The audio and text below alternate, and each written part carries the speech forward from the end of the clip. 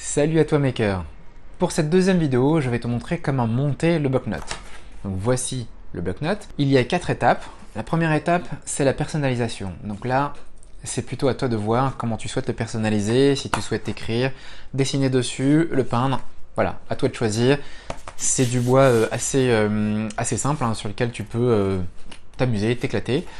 Moi, je vais plutôt m'attarder sur les 3 autres étapes. Donc l'étape 2 qui est la partie vernissage, donc vraiment pour traiter le bois et t'expliquer sur quelle partie il faut absolument insister.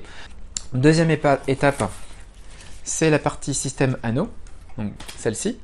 Donc je vais t'expliquer comment traiter ces éléments-là, donc nettoyer et les coller. Et la dernière étape, c'est l'intégration de cet élastique-là. Et au final, le rendu est plutôt pas mal. Voilà, à toi de me dire. Ce que je te propose, c'est si tu découvres cette vidéo-là via les réseaux sociaux ou YouTube, je te mets dans les commentaires donc le lien de la page où je t'explique donc l'idée du projet et surtout comment récupérer les ressources si tu souhaites la fabriquer de ton côté dans un Fab Lab par exemple, ou tu verras également la possibilité d'acheter le kit. Allez, c'est parti!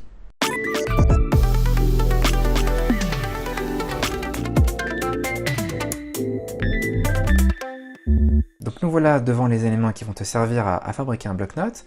Donc à commencer donc bien sûr par la planche donc de couverture en bois. Donc ici comme tu peux voir elle est personnalisée sur la partie avant et brute sur la partie arrière, donc tout dépendra de ta personnalisation. Les pièces imprimées en 3D donc qui feront office de charnière pour le papier. Et tous ces éléments-là, donc tout dépendra si tu les fabriques par toi-même, donc il y a ça à fabriquer de ton côté. Si tu commandes le kit, tu vas recevoir donc la couverture. Il y a possibilité donc de récupérer le modèle à toi après de dessiner les éléments que tu souhaites appliquer ici, donc qui seront fabriqués à ta demande. Tu recevras donc le kit charnière.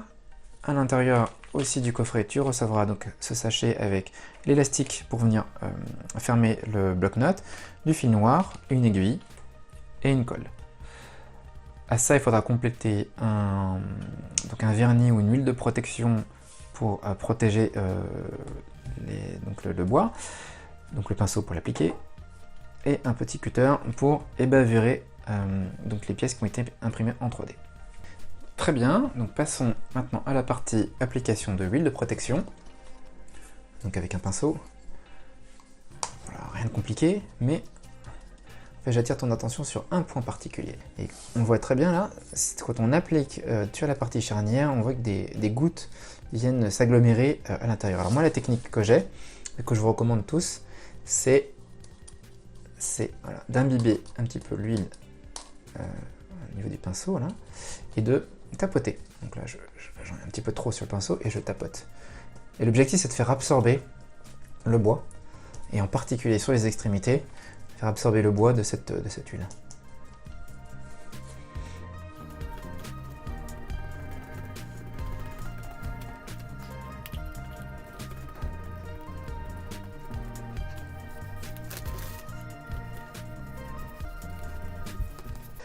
Alors, nous revoilà maintenant sur la partie pièces plastiques. Pendant que le bois est en train de sécher tranquillement, moi je vais vous montrer comment ébavurer ces pièces. Alors, ce qu'il faut savoir, c'est que l'impression 3D, on fonctionne couche par couche, et on a des précisions de l'ordre de 1/10, mais souvent, entre la première couche et les extrémités ou les parties fines qui demandent du détail, on a des petites bavures.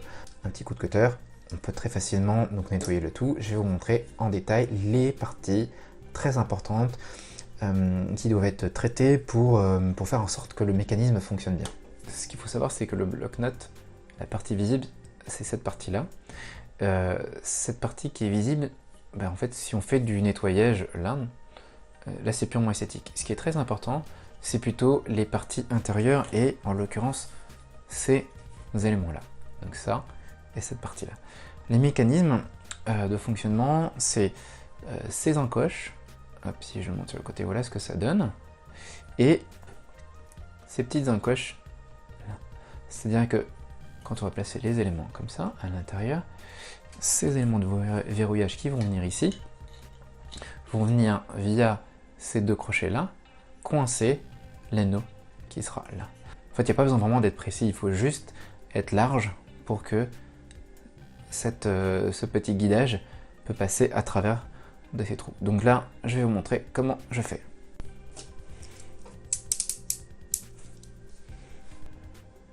Hop, donc il y a des petites bavures, c'est juste ça qu'il faut nettoyer. Pareil de l'autre côté, des petites bavures, c'est vraiment pas grand chose, mais c'est histoire de s'assurer que quand on va mettre l'élément de verrouillage, tout va passer correctement. On voit des petites bavures là, c'est plus des petites bavures de finition, mais ça en soi ça ne va pas altérer le fonctionnement. Pareil là, là on voit, hop, ça c'est purement esthétique. Maintenant si je prends ce petit verrouillage, alors le verrouillage là, ce qu'il faut surtout faire attention, voilà, c'est ces petites bavures là. Voilà, donc ça il faut le nettoyer et faire en sorte que si il y a une surépaisseur, là, qu'on nettoie. Voilà, comme ça. La zone d'accostage est là. Concrètement c'est comme ça. Hop. Quand l'anneau rentre, ça doit glisser et rentrer à l'intérieur. De cette façon là. Voilà.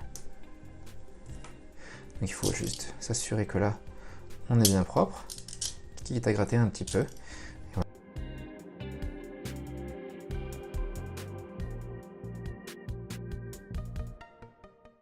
Maintenant qu'on a nettoyé tout ça, ce serait de faire un montage à blanc et de voir comment se comporte le système de verrouillage.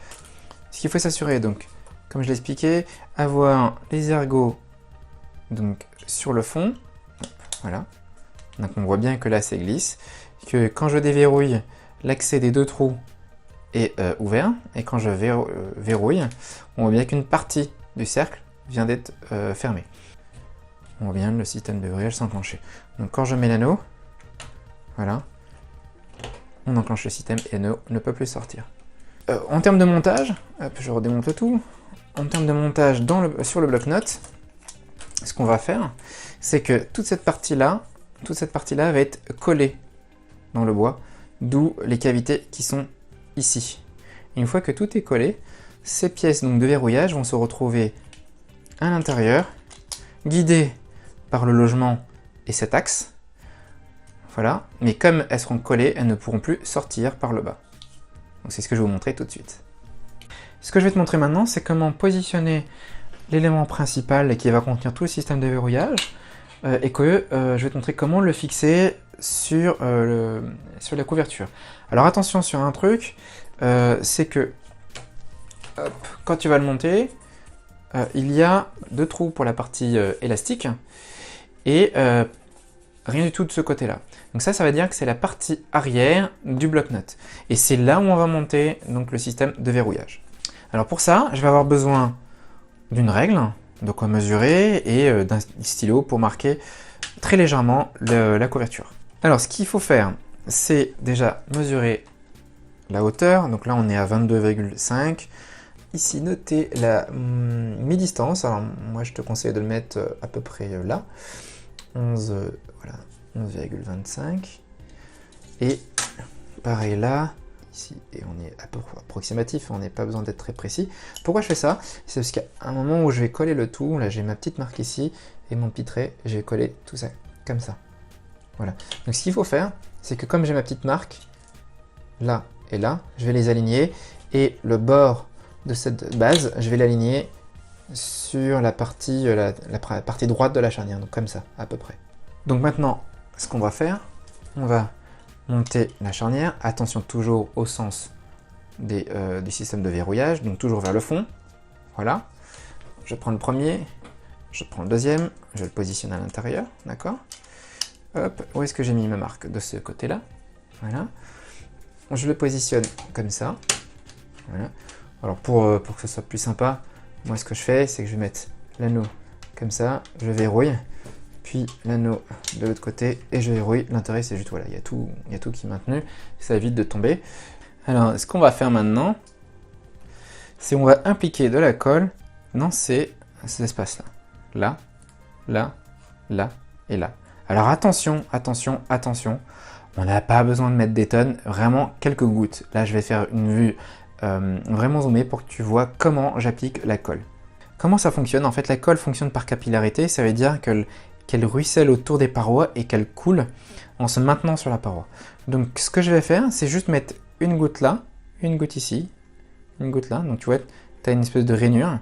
Pas besoin de la remplir, tu mets juste une goutte à chaque coin, mais vraiment une goutte. Parce que cette colle est très liquide.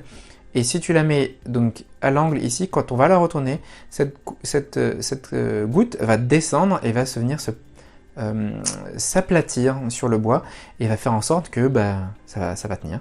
Alors on y va tout doucement, on met une goutte là, là, là, également ici, ici, ici. Et donc maintenant ce qu'on va faire, maintenant qu'on a notre marquage de ce côté-là, on va l'appliquer sur le bois. Donc l'idée c'est comment? C'est de l'installer de cette façon-là. Voilà, moi j'ai mon repère qui est là. Hop. De cette façon-là. Et une fois que c'est installé, donc tout ça bien sûr aligné sur la partie rainurée. Voilà, comme ça. Et j'ai plus qu'à appuyer et attendre que ça colle. Bon, pour attendre quoi, une minute, ça a tout cassé. C'est une colle à prise rapide.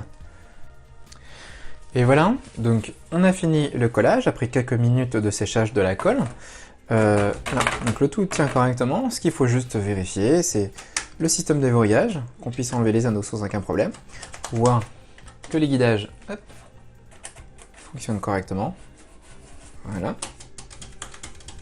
Voilà. Et quand on met les anneaux, qu'on puisse verrouiller le tout. Donc le rendu est plutôt sympa.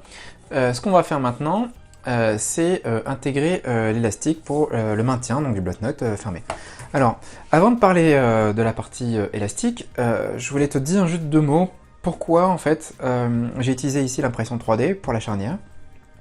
On connaît tous les solutions en métal. L'intérêt ici, c'est que si tu as envie de réparer parce qu'une partie s'est cassée, ou ne serait-ce que faire d'autres bloc-notes, ou faire évoluer cette solution-là. Voilà, tout est ouvert, tout est open source, et tu peux à tout moment réparer un composant qui soit cassé, faire évoluer peut-être la forme, si tu veux faire des anneaux plus importants. Voilà, tout est possible. Alors, passons maintenant à l'installation de l'élastique.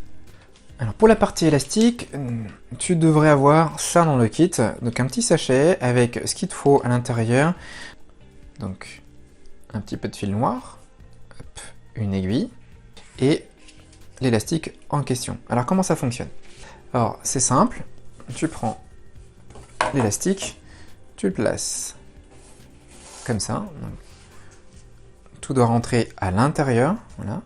On va peut-être faire même mieux, tu vois, on va essayer de respecter la courbure de l'élastique, on va le mettre comme ça, voilà.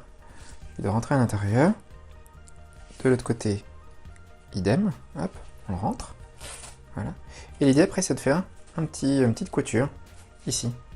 Donc ça va dépasser et ce qui va faire en sorte que si je maintiens, je peux rabattre l'élastique pour venir fermer la partie avant. Pourquoi donc l'aiguille et le fil? Tu avais compris, c'est qu'ici on va coudre, on va faire un petit nœud, juste un petit nœud avec la couture. Voilà, donc j'ai passé donc le fil dans l'aiguille. Donc ça c'est mes deux extrémités de fil, d'accord? Et je vais faire un nœud à l'intérieur. Donc moi j'ai ma petite technique, je fais ça. L'objectif c'est d'avoir une petite excroissance là comme ça, pour que le fil, quand il passe à l'intérieur de l'élastique, se retrouve coincé. Mais avant de te montrer comment je vais faire la couture à ce niveau de l'élastique, je vais te faire un schéma pour t'expliquer le principe. Alors là j'ai préparé une petite feuille. Si je dessine ici donc l'élastique haut et en dessous l'élastique bas, d'accord? Donc je les superpose comme ça côte à côte et mon objectif c'est de faire un carré comme ça, de couture, d'accord?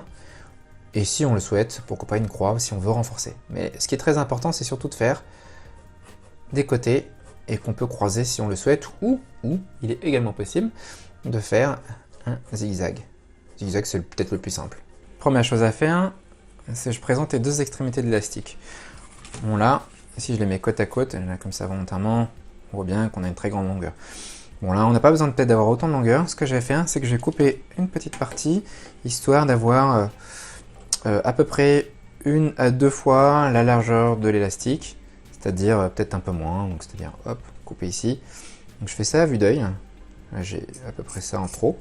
Voilà, donc là je suis comme ça. Hop, donc je prends l'aiguille, je les mets côte à côte, comme ça. Donc ce que je vais faire, et si je prends par exemple la solution la plus simple, donc disons le Z, je vais commencer avec ce point-là, le point inférieur droit, et je vais faire ça.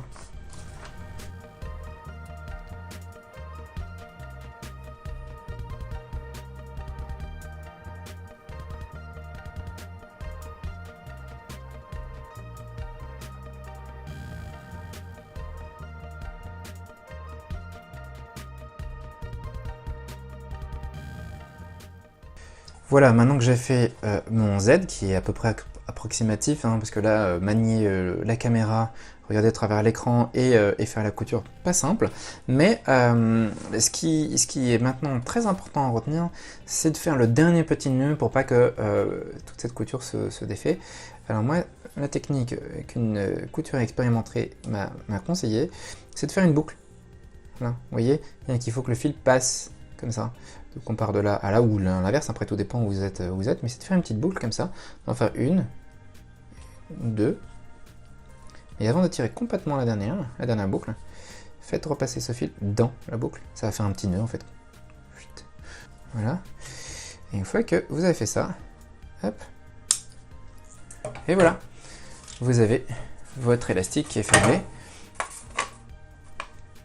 Donc maintenant votre élastique est positionné, donc pour le verrouiller c'est très simple, hop, vous le faites passer comme ça, vers l'avant, et on voit bien que l'élastique fait bien son rôle. Plutôt sympa, non? Et voilà, donc là on est vraiment à la dernière ligne droite, je vais te montrer comment remplir ce bloc-notes de papier. Ce qu'il faut comprendre, c'est que quand j'ai fait ce bloc-notes là, je l'ai fait à la base parce que j'avais plusieurs papiers donc brouillons que j'utilisais et que je ne savais pas où les ranger. Donc j'ai créé ce bloc-notes là. Alors, maintenant je vais te montrer ma petite astuce, c'est rien d'extraordinaire, mais je t'explique comment moi je traite mon papier.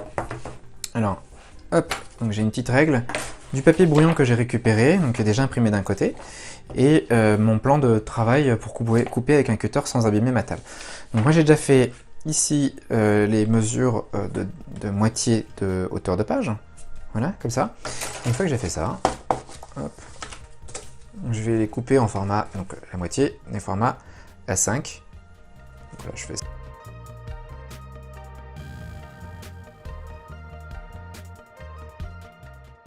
On est plutôt bien. Et voilà, donc là j'ai ma pile de papier en format A5. On va percer tout ça. Bon, certains parfois vraiment on décale, moi j'ai pas de cale, et voilà. Je fais ça à peu près à vue d'œil, comme ça. Je vais te montrer comment intégrer ce papier dans le bloc-notes. Hop, j'ouvre mon bloc-notes. J'ouvre les deux systèmes de verrouillage. Je prends mes anneaux que j'intègre à l'intérieur du papier. Voilà, là, puis là. Je le positionne ici et ici. Et je n'ai plus qu'à verrouiller. Et voilà.